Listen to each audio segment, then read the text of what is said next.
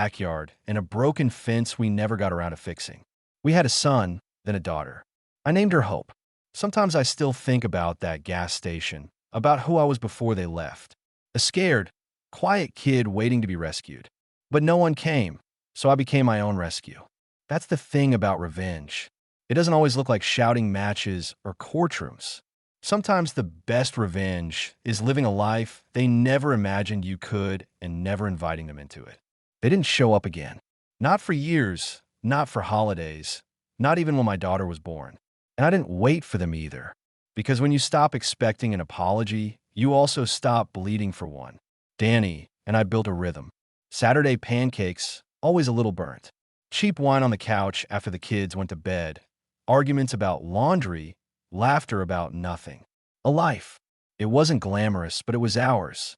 Sometimes I still get messages, weird friend requests, anonymous emails, someone trying to fish with, "Hey, remember me?" Hooks. I never bit. One day, I got a letter. Real envelope. No return address. Inside was a photo. It was my dad in a hospital bed. Pale tubes, tired eyes.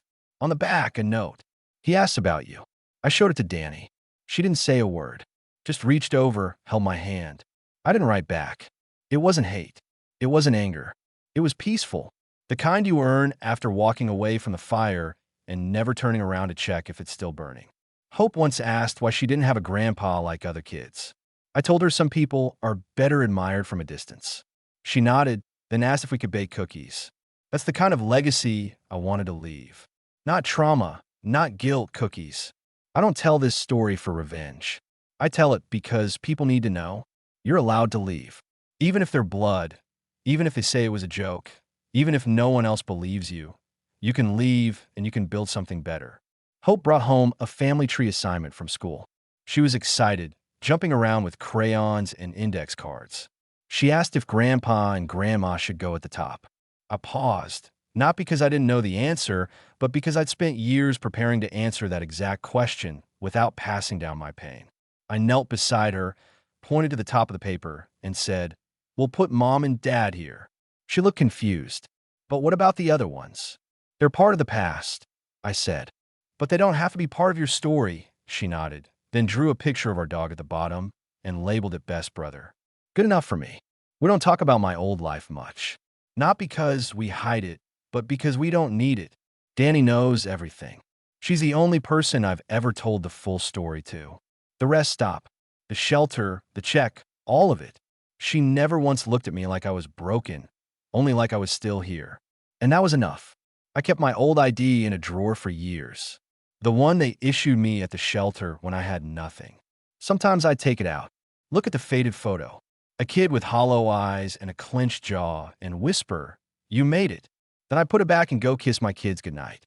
We planted tomatoes again this spring. Still haven't figured them out. They grow crooked, stubborn, and bitter some years. But once in a while, you get one that's perfect, red and warm, like it forgave the dirt it came from. I think I'm like that tomato. One morning, Hope asked what my biggest wish was. I told her I already had it. She laughed, didn't believe me, and went back to her cereal. But it's true. My wish was to become the man I needed when I was abandoned at that gas station. And somehow I did. Because family isn't who leaves you. It's who shows up every day without needing a reason. And legacy isn't in your blood. It's in your choice. Every now and then, I still get a feeling, a flicker like a draft under a locked door. Someone mentioning their dad in passing. A friend said, "You should visit your folks more often." A holiday commercial that assumes everyone has a seat at the table.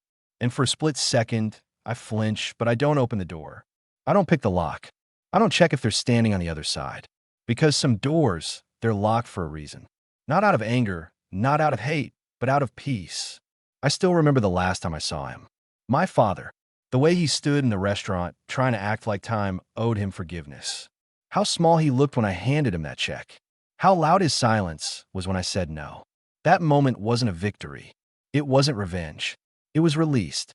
Sometimes I think of the boy I was sitting on that gas station curb, counting minutes, hoping headlights would appear, and I wish I could tell him. They're not coming back. But someone better is you. I don't tell this story because I want sympathy or applause. I tell it because someone somewhere needs to hear it. You can leave. You can rebuild. And you don't owe the people who broke you a single piece of your peace. So no, I don't send Christmas cards. I don't check in. I don't wonder what would have happened if I forgave them, because I did forgive them silently in my own way. By living, by healing, by never going back. And in the quiet moments when Danny, wise hand finds mine in the dark. When Hope leaves crayon drawings on my desk. When Marcus falls asleep on my chest after a tantrum. That's when I know I didn't miss out on a family. I found mine. I heard they lost the house. A friend of a friend, someone from the old town, sent me a blurry photo of the foreclosure sign. No cupschin. They didn't need one. I stared at it for a while. Not out of joy, not out of revenge, just stillness. The place looked smaller than I remembered. Funny how that works. The walls that once echoed with slammed doors and silences, just cheap siding and broken windows now.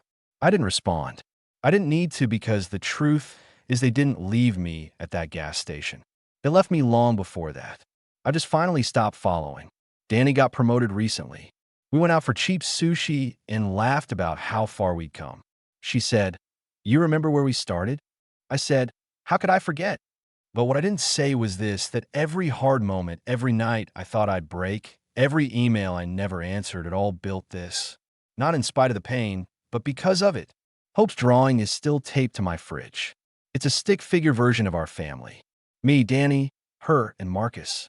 She drew a giant heart over all of us and wrote in crooked little letters, "This is home." That's it. That's the story. Not revenge, not forgiveness. Just choosing peace every single day.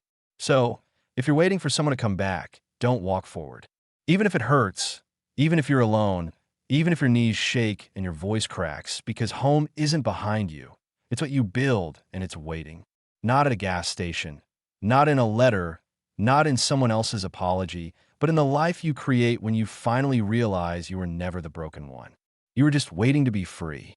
He was 9, sitting on the porch with a popsicle melting down his wrist, swinging his legs like the world owed him nothing but sunlight. And then he asked, "Why don't you ever talk about your dad?" I didn't expect the question, but I also didn't flinch. I looked out at the yard, the crooked tomato vines, the half-painted fence, the place where we buried the family dog last year.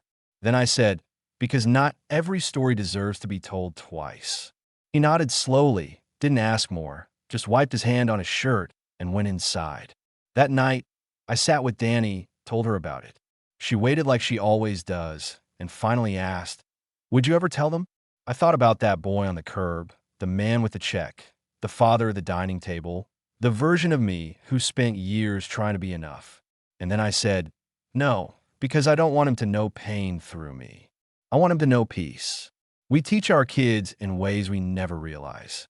Not just through what we say, but what we refuse to carry forward.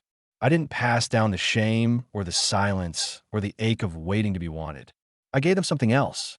An ordinary life made sacred by the fact that it wasn't stolen. My kids won't grow up wondering if love is conditional. They won't learn to flinch at footsteps. They won't look to their father and ask, "What did I do wrong?" Because I broke that cycle. Not with rage, but with restraint. Thanks for watching and diving into this wild family drama with me.